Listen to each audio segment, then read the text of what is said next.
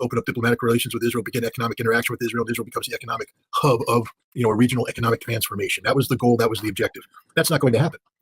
There will be no. I remember a couple of years ago, Joe Biden stood in India and said, "We're going to have the India-Middle East Economic Corridor, and this is going to be the." Benjamin Netanyahu spoke at the General Assembly. Instead of putting up a cartoon of an Iranian bomb, as he normally does, he put up a map bragging about how this was going to save Israel. This was the future of Israel. No, it's not. Never going to happen. Israel is fatally wounded. The Israeli experiment, the Zionist experiment, has been shown to be a fraud. Israel will never again live in peace. Never again live in peace. The axis of resistance will always be there with the potential to rain death and destruction down on Israel. Israel is going to be compelled to accept the reality of a two-state solution, knowing that a two-state solution is the end of Israel, because to achieve a two-state solution, Israel will be called upon to terminate the West Bank thievery that's taking place, the murder and theft. They will have to dismantle. And that's the end of Israel right there, because now all the Brooklyn Jews that went over there to steal Palestinian homes will be thrown out physically and leave. There'll be a near civil war in Israel over this, worse than what happened in Gaza in I think 2005 when they dismantled the Gazan settlements. This will be 10 times worse.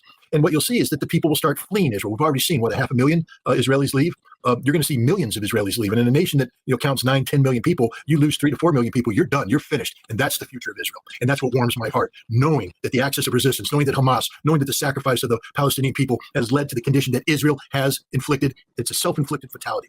Israel did it to itself. Israel is the one that lost the faith of the world by committing genocide. Israel is the one that prompted criminal indictments from the International Criminal Court. Israel is the one that got the International Court of Justice to recognize its apartheid state status. All of this is done by Israel. So I'm thankful to Israel for doing this. I'm glad Hamas initiated what it did on October 7th, because it allowed Israel to be Israel, Israel to show the world the reality of this sick, murderous, genocidal regime, and for Israel to shoot itself fatally. I don't know how long it's going to take for the death of Israel to occur, but I know this: Israel is finished. It's over for Israel. And when the two-state solution is put out there and the Israeli aspect of it collapses, as it will collapse, then it's a one-state solution, Palestine, hopefully a Palestine where Muslims live together in peace and harmony with Christians and Jews. Remember, there's a difference between Zionists and Jews. Jews should not be prosecuted. Jews should have every right to live in Palestine as members of that broader monolithic community, but people who worship the same God.